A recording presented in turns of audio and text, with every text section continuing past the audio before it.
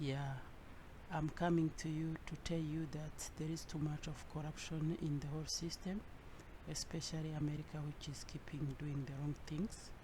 And I was talking to Prince that America, it sends people who are not educated to convert them into digital people who can do any crime as they want them to do crimes. And this has happened in Cambodia when they killed intellectual people, and the same ways of killing intellectual people is continuing in the whole system for their own interest. But this is not I'm coming to you to tell you, because it is included in my ways being persecuted. There is two words which are confusing, but if you want to learn English, I will teach you these two vocabularies. There is prosecute and persecute. Persecute is when you are under oppression, where you are segregated, when you are put aside for reason of political motivation or any reason of ethnic or tribal reasons. When you are prosecuted is when you are a criminal and there are crimes that, or the allegation that they need to go investigate about you. Those are two things different. Me, I'm persecuted. I'm not under any prosecution, even if my case deserve a real investigation, which is not necessary because they have the data. What they need is a real logic. So I'm coming back to you because this is disturbing me. I don't trust anyone. My SIM card, which was Vodacom, was approved by Vodacom, but I see that now it is not receiving a call. But when I had to go outside, it was receiving a call, as if here in this room they are trying to suppress it, but to suppress it. But when I went outside, it was covering, and I go to my new line, which is very, now I have two lines. But what I want to say is many basic things which there is an officer in Bugisha who is called Frank. I don't know his other name.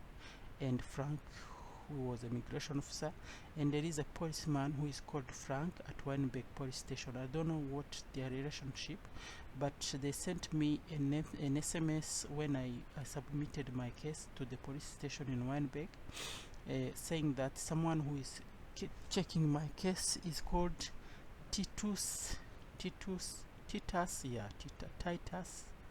or Titus in French, because me, I speak also French. So it's called Titus. Let's check so that I can give you real data. It's called Titus something. Let's see. SAP. What is SAP? SAP, yes. It is called Sergeant LM Titus, or Titus in French. So he will investigate my case in Weinberg with the reference number case 214 5/2024, and slash is oriented to, it is lying to the right side, because lying to the right side, it is oriented to the right side. The top head is oriented to the right side. That's the slash that I'm talking about, because there is another slash which is going to the left side, but this one is lying. It is making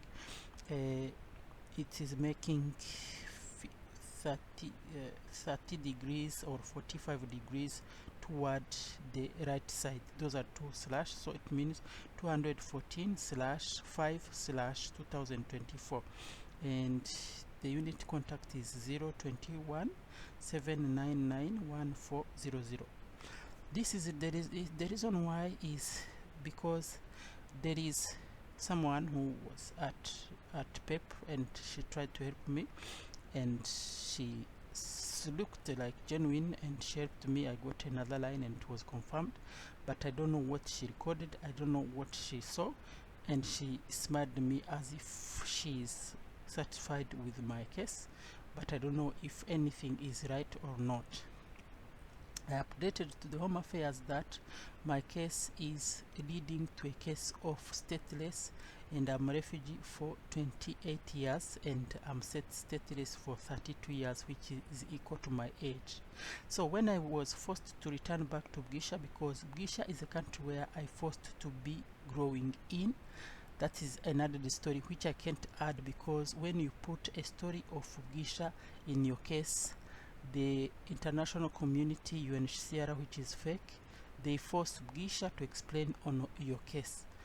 If Bugisha take your case as if it is theirs, and they start convincing and influencing everyone who is working on a case and blackmailing them until it reached to United Nations, and they you saw what this secretary of United Nations, who is nowadays there, and he's called Antonio Guterres. He was saying that M23, they have sophisticated weapons. That's how they justify everything that Bugisha it does. That is what's happened to me when there was Ban Ki-moon, who could not do anything, whether wrong or right. Both, he was just inactive on my case. Any case in United Nations, especially my case, which is more related, because me, I'm more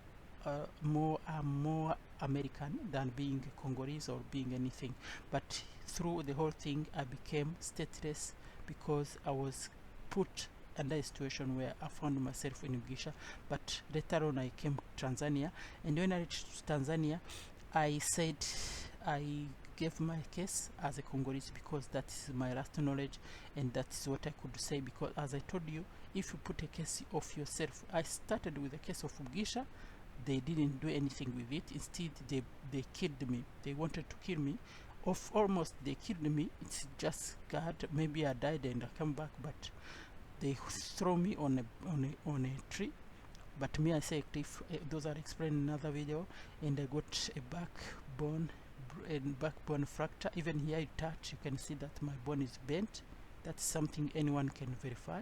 And after that, and they didn't do anything. I was supposed to be brought to America as an emergency, because most of refugees or asylum seekers who were given an automatic resettlement are those who were sick, but they didn't do anything. That's one, because Bugisha was influencing my case, and they were the one who forced me to be falling on that cliff. And that's very deep, because this explains everything. Every time that anything have to be done, Bugisha intervened to explain my case as if it is theirs, when I'm not any citizen of theirs in a way of historical data recorded. Now let me explain everything step by step. As I told you, if you put your case in Bugisha, Bugisha will never allow you to pass unless if you are their person. And this is especially my case, it will never pass. Other people who have their special case, it will never pass. That's the way. If you put your case in Congo, which I'm related, as I said, I was born in Congo, but might be the second time, because my previous copy might have been from America, and which was criminalized, killed badly, and he couldn't come back. His soul was teleported to another place. Then it's me that they brought back, thinking that it's him that they are bringing back. Now this is put aside. That is the reason why I said I'm Congolese, and I brought a story which is related to my reality in a Congolese situation, and I put my time according to the time lost, and the time lost was too much, and I couldn't recover. I can't be married, I can't have children, and I need a family. I need to be married. I need to have children. I need to be married to a young woman who can bear children. Whether she's a rural, that's not my problem. But these guys who are behind so-called family, they keep accusing me, saying I'm sick, I'm stupid, and they keep bringing things which they knew that it's them who were doing, and they had too much data of me, which me I don't have, and always they are not clear in their statements. And this I'm saying it. Now let's come on the fact that I am Congolese and I'm stateless. Being stateless is meaning what? When you are stateless, it means you have no state to belong, because Congo doesn't admit that I'm Congolese, and it's stated in my appeal. The way it happens, that was earlier before, but more data that I'm receiving proves that I'm stateless, because Neither America doesn't approve me because it would have done something for their citizen. Neither Congo doesn't let me go through because even Congo, it has insecurity. It is not secured. Our region where I come from, where I was born, it is not secured. Gisha, it is not a country that I want because they kidnapped me more than twice, and I can't go there even though that they want me because they want to use me on money as a bargaining chip. So I can't go to Gisha even though that I studied in Gisha. That I said it. I studied in Gisha, and that in my statement, most of people, they told me, and even police of South Africa approved my document that I have a document that I'm certified. I'm a bachelor holder of studies from University of Gisha. So there is nothing as a difference. So what I could say additional to this is that the stateless case become a reality when you have no country claiming that it is yours, which is belonging to you. The so-called parents, they don't have a matching DNA test apart from maybe my mother, and what I know is that she's dead.